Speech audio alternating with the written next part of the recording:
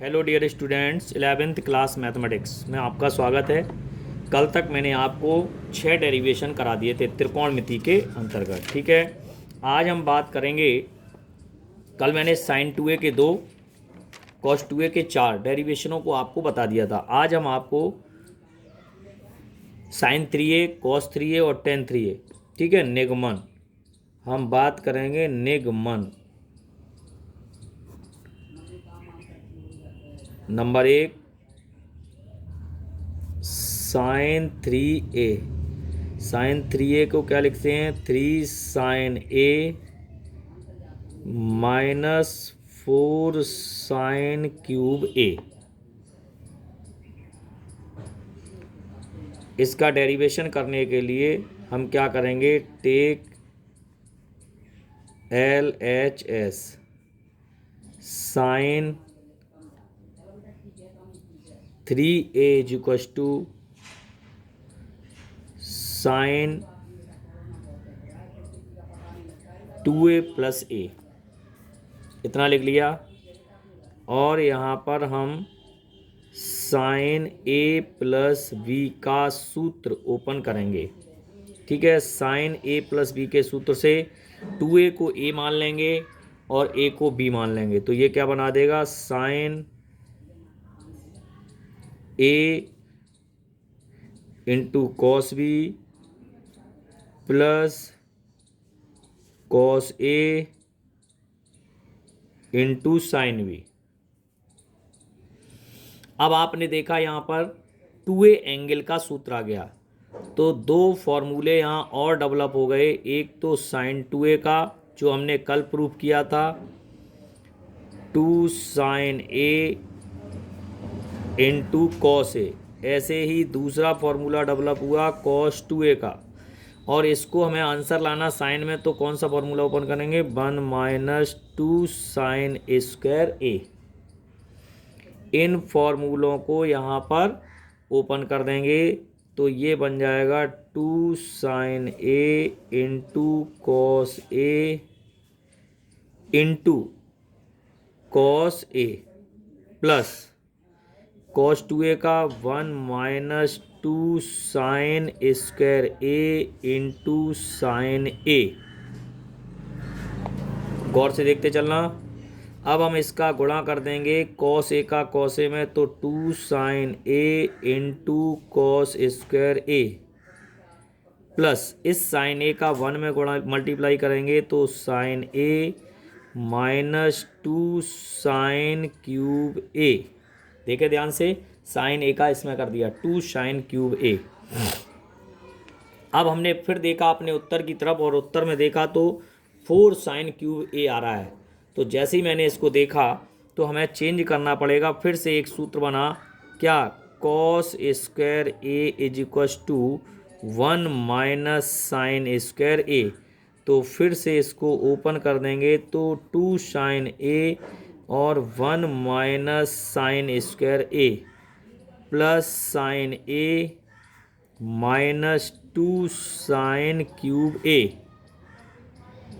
यहाँ से हमने क्या किया? इस 2 साइन ए का अंदर मल्टीप्लाई कर दिया ब्रैकेट के, तो 1 में किया 2 साइन ए, और साइन स्क्वायर ए में करेंगे तो ये बन जाएगा माइनस 2 साइन क्यूब ए। साइन ए माइनस 2 साइन क्यूब ए। 2 साइन ए और 1 साइन ए मिलके बना देंगे ये 3 साइन ए माइनस 2 और 2 कितने हो जाएंगे? 4 साइन क्यूब ए। ये हमारा क्या आ गया? RHS। देखें, हो गया प्रूफ। कहीं कोई डाउट किसी बच्चे को? मेरे हिसाब से तो कोई डाउट नहीं होना चाहिए, फिर भी यदि डाउट है आपको तो आप पूछ सकते हैं। ठीक है प्यारे बच्चों, चलिए अब हम बात करेंगे इसी के अगले एक और फॉर्मूले की, है ना। और ये फॉर्मूला है अपन का कॉस 3a, और कॉस 3a का जो फॉर्मूला है वो होता है 4 cos cube A minus 3 cos A. तो फिर से टेक LHS ले लिया हमने, और cos 3a, cos 3a को क्या लिख सकते हैं, cos 2a प्लस a, और यहाँ पर फॉर्मूला ओपन होगा cos a प्लस v, और cos a प्लस v का फॉर्मूला होता है cos a into cos v, cos a into cos b minus sine A into sine V. अब फिर से दो फॉर्मूले बने, cos 2a और sin 2a। अभी अभी ऊपर लिखा था मैंने, ध्यान से देखें तो sin 2a का तो एक ही फॉर्मूला खुलता है, लेकिन cos 2a के 4। तो cos 2a में हम क्या करेंगे, यहाँ पर cos में उत्तर लाना है तो cos वाला फॉर्मूला ओपन कर देंगे। तो इसको लिख सकते हैं 2 cos स्क्वायर a माइनस के 1 into cos A, minus sign 2a का एक ही फॉर्मूला खुलेगा 2 sign A into cos A और इंटू साइन ए। अब देखिए इसका अंदर गुणा करते हैं तो 2 कॉस स्क्वायर ए में कॉस ए का गुणा करेंगे तो 2 कॉस क्यूब ए और माइनस कॉस ए, और यहाँ बन जाएगा 2 sign square A into cos A. फिर से हमने देखा ये साइन स्क्वायर ए आ गया, तो साइन स्क्वायर ए को क्या लिख सकते हैं भैया, तो यहाँ से पता लगेगा आपको, कोई दिक्कत आएगी तो 2 cos cube A minus cos A minus 2 1 minus cos square A into cos A. कोई प्रॉब्लम। अब हम अगली लास्ट लाइन में क्या लिखेंगे, 2 cos cube A minus cos A minus 2, और इधर से कॉस ए का गुणा हो गया तो ये बन गया 2 कॉस ए, और minus minus plus 2 cos cube A. ठीक है, क्या लिख रहा है, 2 कॉस क्यूब ए, और एक लाइन और आएगी, 2 और 2 मिलके कितने हो गए, 4 कॉस क्यूब ए, और 2 और 1 मिलके कितने हो गए, 3 कॉस ए। यही हमारा एग्जैक्टली आंसर होगा, 4 cos cube A minus 3 cos A. That clear, कहीं कोई दिक्कत। तो ये दो डेरिवेशन आपके मैंने अभी अभी कंप्लीट करा दिए, फिर से समझ लें। सबसे पहले कॉस ए प्लस बी का फॉर्मूला खोला, कॉस ए प्लस बी का cos A into cos B minus sine A into sine B. फिर इसको cos 2a को ओपन कर दिया, 2 cos square A minus 1 into cos A, और sin 2a को ओपन कर दिया, 2 sin A into cos A into sign ए। अब यहाँ पे मल्टीप्लाई कर दिया और इसको सॉल्व कर लिया। इस साइन स्क्वायर ए को 1 माइनस कॉस स्क्वायर ए में बदल दिया और इसका मल्टीप्लाई कर दिया और इनको जोड़ घटा लिया। ठीक है, तो हमारा प्रूफ हो गया क्या, 4 cos cube A minus cos A 3 cos A. कहीं कोई प्रॉब्लम नहीं है मेरे हिसाब से। ठीक है, तो इस तरीके से आपके दो डेरिवेशन 3a के भी कंप्लीट हो गए हैं ना। अब हम बात करते हैं बच्चों किसकी, अब हम बात करेंगे tan 3a के सूत्र की, tan 3a। तो tan 3a का फॉर्मूला हम करेंगे, तो tan 3a के फॉर्मूले के लिए अपन लोग तीसरा फॉर्मूला है tan 3a, क्या होता है,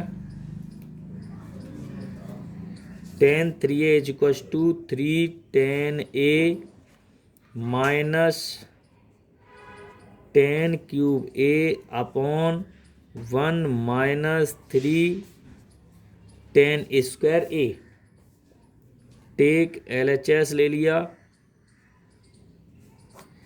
और यहाँ लिखा tan 3a, और tan 3a को हम क्या लिख सकते हैं, सभी लोग बताएं क्या लिख सकते हैं, 2a प्लस a, और ये सूत्र बन गया tan a प्लस b, और tan a प्लस b का सूत्र होता है tan a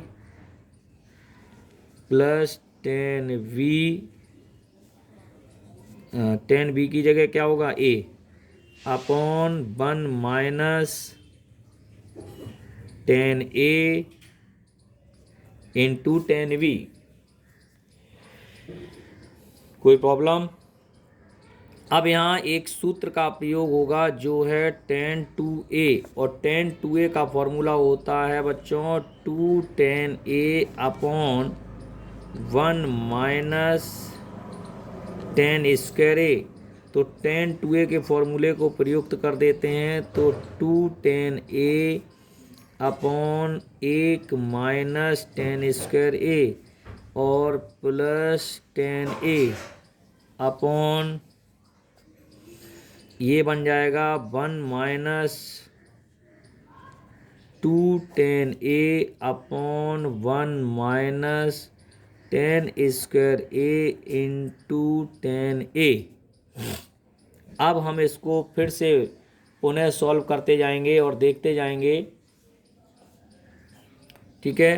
तो ये एलसीएम ले लें, इसके अपॉन में 1 मान सकते हो, तो एलसीएम ले लो, आपने सीखा होगा एलसीएम। 2 टेन ए प्लस टेन ए का मल्टीप्लाई हो जाएगा 1 में, तो टेन ए, और टेन ए का टेन स्क्वायर में हो जाएगा तो टेन क्यूब ए अपॉन में आ गया आपका 1 माइनस टेन स्क्वायर ए, और ये पूरे बटे की लाइन आ गई। अब ऐसे ही आप इसका एलसीएम लेंगे तो ये आ जाएगा यहाँ पर 1 माइनस टेन स्क्वायर ए, और 2 टेन ए का टेन ए में करेंगे तो 2 टेन स्क्वायर ए अपॉन हो जाएगा 1 माइनस टेन स्क्वायर ए। ये पोर्शन इससे कैंसिल आउट हो जाएगा। अब आप देखें, थोड़ा बड़ा डेरिवेशन होता है ये। इज इक्व टू 2 टेन ए और टेन ए मिल के कितने हो गए 3 टेन ए माइनस ये लिखेंगे 10 क्यूब ए अपॉन 1 माइनस टेन स्क्वायर ए और 2 टेन स्क्वायर ए मिल के कितने हो गए 3 टेन स्क्वायर ए। मेरे हिसाब से आपका आंसर एग्जैक्टली यही आ गया, RHS। बोलो भाई, किसी भी बच्चे को कोई प्रॉब्लम किसी भी तरह की, मुझे लगता है कोई डाउट नहीं होगा, है ना। तो यहाँ पे आपने देखा कि हमने आपको 3 डेरिवेशन सिखाए अभी अभी जस्ट नाउ। कौन कौन से, है ना। एक तो आपको अभी सिखाया sin 3a का, है ना, ये रहा आपके सामने प्रस्तुत है, और cos 3a, और ये रहा आपका tan 3a। थोड़ा सा लेंथी है, tan 3a को फिर से समझ लें एक बार। सबसे पहले tan 3a को लिखा, tan 2a प्लस ए लिखा, और tan a प्लस बी के फॉर्मूले से ओपन कर दिया। tan a प्लस बी का फॉर्मूला होगा tan 2a plus tan a plus tan b upon 1 minus tan a into tan b। इसमें हमने देखा tan 2a का ओरिजिनल फार्मूला यानी कि मूल जो सूत्र है उसका प्रयोग करते हैं, तो tan 2a का सूत्र होता है 2 tan a upon 1 minus tan square a। तो पुट कर दिया हमने, तो 2 tan a upon 1 minus tan square a plus tan a upon tan 2a की जगह पर रख दिया इंटू tan a।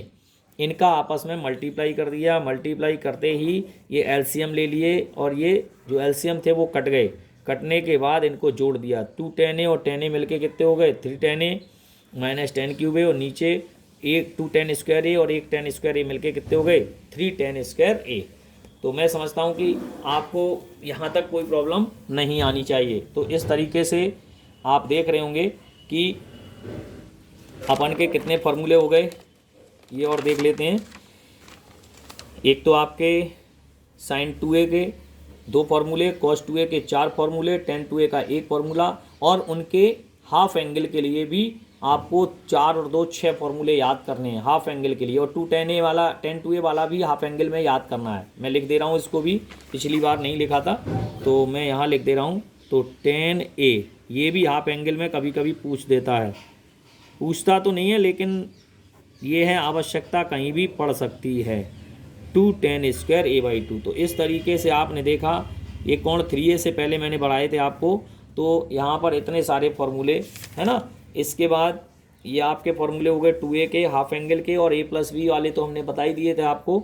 इसके अतिरिक्त आपने देखा होगा sin 3a, cos 3a, tan 3a, ये अभी मैंने आपको प्रूफ करा दिए, और ये बहुत मोस्ट इंपॉर्टेंट हैं। ये जो डेरिवेशन मैंने बताए हैं कल से आज तक, परसों से, तो इन डेरिवेशनों को आप कर लें, परीक्षा के अंदर कभी कभी पूछ दिए जाते हैं, तो आप इनको तैयार अवश्य करें, किसी भी प्रकार से कोई कोताही नहीं बरतेगा, ठीक है भाई।